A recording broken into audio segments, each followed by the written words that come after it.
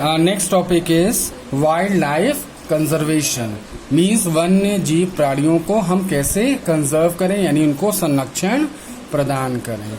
ठीक है।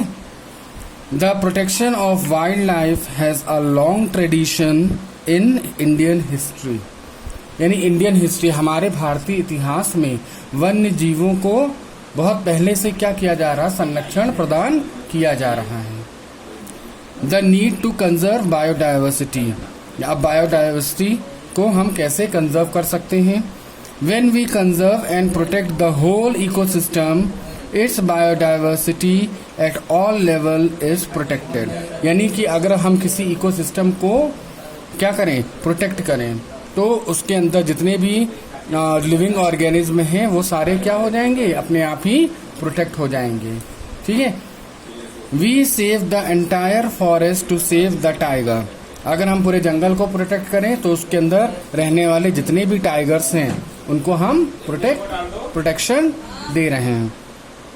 However, when there are situations where an animal or plant is endangered or threatened and needs urgent measures to save it from extinction, protected areas called sanctuaries, national parks, biosphere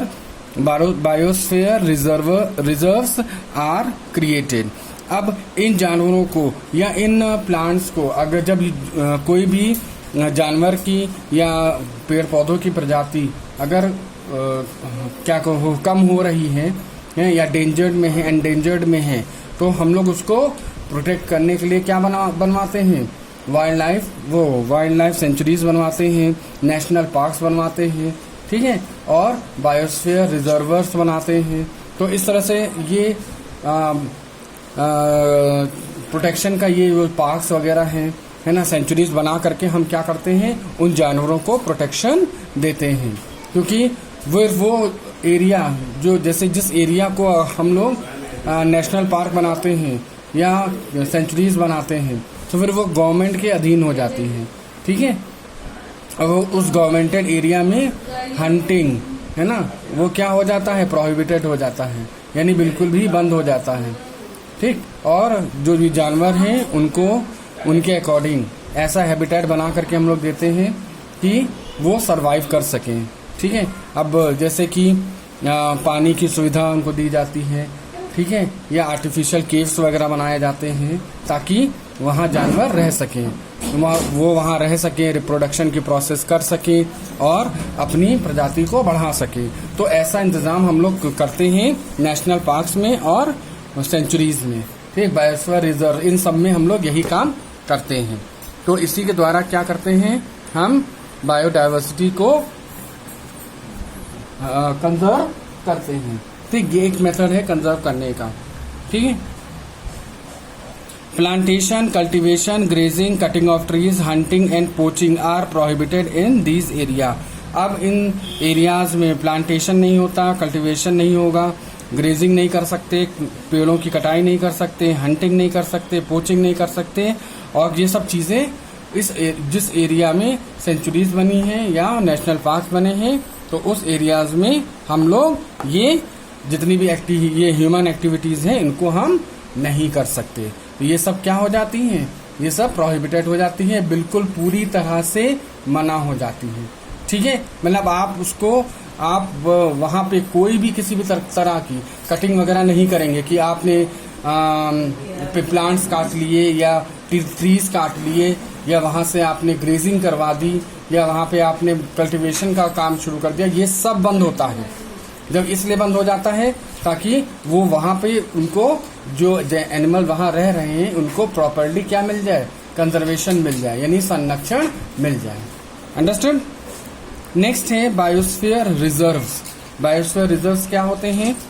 biosphere reserves are area of terrestrial and coastal ecosystems, promoting solution to conserve biodiversity with its sustainable use.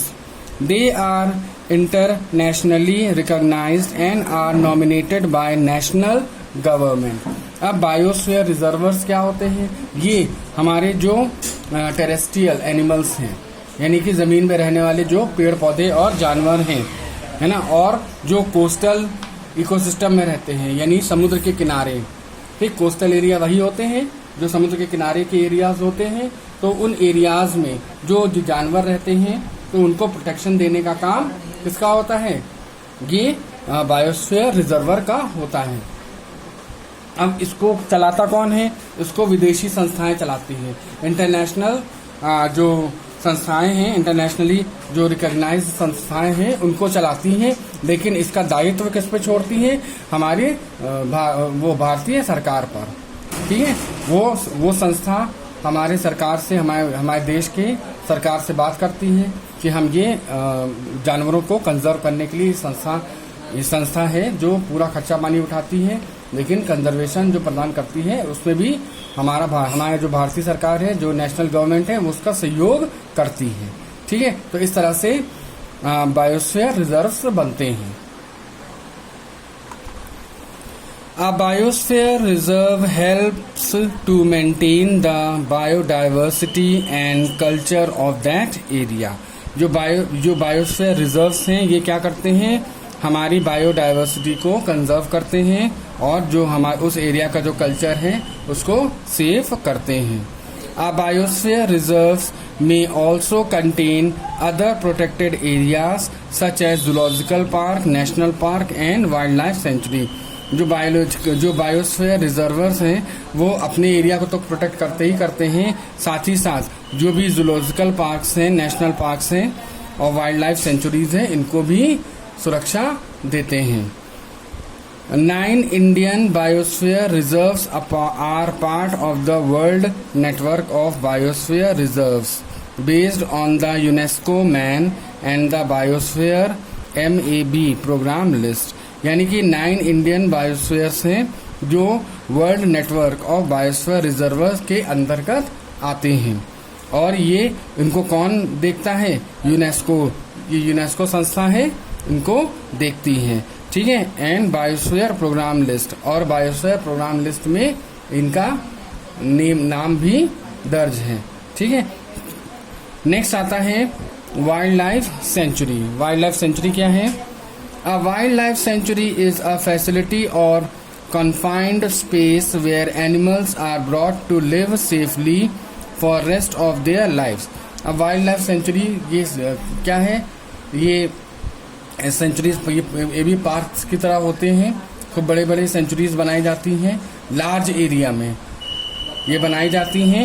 इनमें वो जानवर रखे जाते हैं जो कहीं बहुत ज़्यादा कहीं अदर एरियाज में सरवाइव नहीं कर पा रहे हैं, तो वो जानवर इसी एरिया में रखे जाते हैं ताकि वो यहाँ पर सेफली रह सकें और अपना जीवन आराम से व्यतीत कर सकें। Sanctuaries are places where killing, poaching और capturing of animals is strictly prohibited. अब सेंचुरीज में भी यहाँ जानवरों को मारना, उनको पकड़ना, है ना, ये सब निषेध है, यानी सब बंद है, ठीक है। ये सेंचुरीज में भी हम ये सब काम नहीं कर सकते, ठीक है। जानवरों को पकड़ना है, बांधना है, शिकार करना है, तो ये सारे काम हम लोग नहीं कर सकते हैं। Here wild animals are protected in their own natural habitat। यहाँ जो वाइल्ड एनिमल्स हैं, जो जंगली जानवर हैं, उनको उन्हीं के हैबिटेट में प्रोटेक्ट करते हैं, ठीक। नेक्स्ट आता है नेशनल पार्क्स, ठीक। नेशनल पार्क्स क्या है? National parks are areas reserved for wildlife where they can move, feed and breed freely. ये भी नेशनल पार्क भी सेम उसी तरह सेंचुरीज की तरह होती है, जहाँ पर वन्य जीव प्राणी रहते हैं और वो वहाँ पर स्वतंत्र रूप से घूमते हैं, खाना खाते हैं और रिप्रोडक्शन की प्रोसेस करते हैं, ब्रीडिंग करते हैं, ठीक। Plants and animals and other organisms are protected stimulously in this ecosystem। अब यहाँ पे प्लांट्स भी हैं, एनिमल्स भी हैं, जो क्या होते हैं, यहाँ पर प्रोटेक्ट किए जाते हैं, ठीक। A national park is an area protected by state so that general public can enjoy watching wild animals living in their natural habitat without posing any danger to each other। अब ये national parks हैं, जो area हैं वो state government उनके जो राज्य सरकार होती है, जहाँ पे नेशनल पार्क होते हैं तो उसको राज्य सरकार संरक्षण प्रदान करती है, और वो लोगों के लिए खोले भी जाते हैं ताकि लोग जो उन जानवरों को खुले में देख सकें, है ना, उनको एंजॉय कर सके, कैसे किस हैबिटेट में वो रह रहे हैं, कैसे रह रहे हैं, तो वो देख भी सकते हैं। ठीक है, तो ये नेशनल पार्क्स वगैरह होते हैं, तो ये भी लोगों के लिए खुले हुए हैं, जो लोग इनको देख करके एंजॉय कर सकते हैं। ठीक है, उसमें कई हाथी हैं, शेर हैं, वो स्वतंत्र रूप से एकदम जंगलों में टहलते हैं, और उनको किसी भी प्रकार की हानि नहीं पहुंचाई जाती। ठीक है, वो स्वतंत्र रूप से पूरे जंगल में टहलते हैं। ठीक, these national parks provide tourists with different kinds of safaris, just jeep safari and elephant safari to take tours with the park. अब इन नेशनल पार्क्स में लोग क्या करते हैं, कई तरह की सफारीज करते हैं। जीप सफारी यानी जीप में बैठ के ट्रेवल करते हैं। ठीक है, वो जीप से जाते हैं, मतलब बैठ करके पूरी जीप जो है लोग उस पर जीप में बैठ जाते हैं, और वो जीप जो है जंगल के अंदर टहलती है। तो टहलते हुए जीप जा रही है, तो वो क्या करती है, वो पूरे एनिमल्स जो होते हैं, ठीक है, उन एनिमल्स को दिखाती है, दूर से दिखाएगी कि वो देखो हाथी है, शेर है, या गैंडा है, या हिरन है। ठीक है, तो उनके पास नहीं जाती है जीप, उनके पास नहीं जाएगी, वो जीप से ही लोग बैठते हैं। उनको अब जीप भी होती है तो पूरी क्या होती है, मतलब जाली से कवर्ड होती है ताकि कोई भी जंगली जानवर अटैक ना कर सके। ठीक है, तो इस तरह से क्या होता है कि जो जानवर हैं वो देखे जाते हैं। ठीक, और दूसरा होता है एलिफेंट सफारी। एलिफेंट सफारी क्या होती है कि एलिफेंट जो है उसके ऊपर बैठ करके, अब एलिफेंट तो वैसे ही इतना ऊंचा होता है, ठीक है, उससे बैठ करके वो आराम से जंगल में टहलता है, तो आप बैठ करके ऊपर से देख सकते हैं कि कौन कौन जानवर हैं। ठीक है, तो इस तरह से जीप सफारी और एनिमल सफारी चलती है। Clear?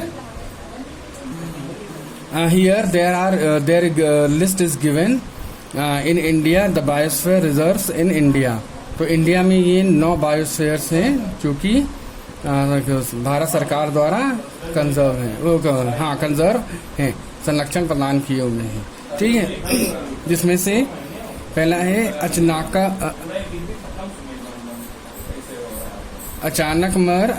Amarkantak biosphere reserve, Chhattisgarh Madhya Pradesh में है। यहाँ पे कौन कौन से क्या रहते हैं, यहाँ पे 4 हॉर्न एंटीलोप, सारस, crane, Asian white black vulture रहते हैं। नेक्स्ट है ग्रेट निकोबार, ये किस स्टेट में है, अंडमान एंड निकोबार आइलैंड में। यहाँ पे कौन से रहते हैं, सॉल्ट वाटर क्रोकोडाइल रहते हैं। Gulf of Mannar biosphere reserve, ये कहाँ पे है, तमिलनाडु में है, यहाँ पे सी काऊ रहती हैं। नंदा देवी बायोस्फीयर रिजर्व, ये कहाँ पे है, उत्तराखंड में। हिमालयन मस्क डियर और हिमालयन ताहर, ये यहाँ पे पाए जाते हैं। नीलगिरी बायोस्फीयर रिजर्व, ये तमिलनाडु, केरला और कर्नाटक में पाए जाते हैं। यानी इन्हीं तीनों एरियाज में मिलकर के बना हुआ है ना। थोड़ा एरिया तमिलनाडु का है, केरला का है, कर्नाटक का है, तो ये ऐसे बना हुआ है। ठीक, यहाँ पे नीलगिरी ताहार, लायन टेल्ड मैक्यू पाया जाता है। नोकरेक बायोस्फीयर रिजर्व, ये कहाँ पे है, मेघालय में है। ठीक, यहाँ पर रेड पांडा पाया जाता है। पंचमरही बायोस्फीयर रिजर्व मध्य प्रदेश में है, यहाँ पे जायंट स्क्विरल और फ्लाइंग स्क्विरल भी पाई जाती हैं। सिमलीपाल बायोस्फीयर रिजर्व उड़ीसा, यहाँ पे गौर, बंगाल टाइगर, एलिफेंट पाए जाते हैं।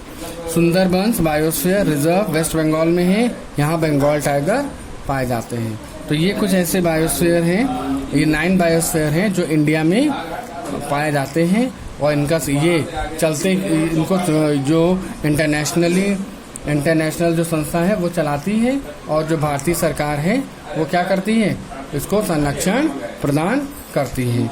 ठीक है,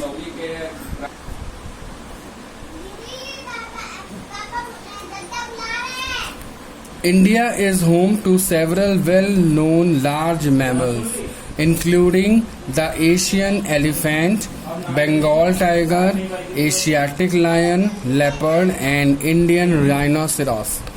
अब जो इंडिया है तो कई ऐसे मैमल्स हैं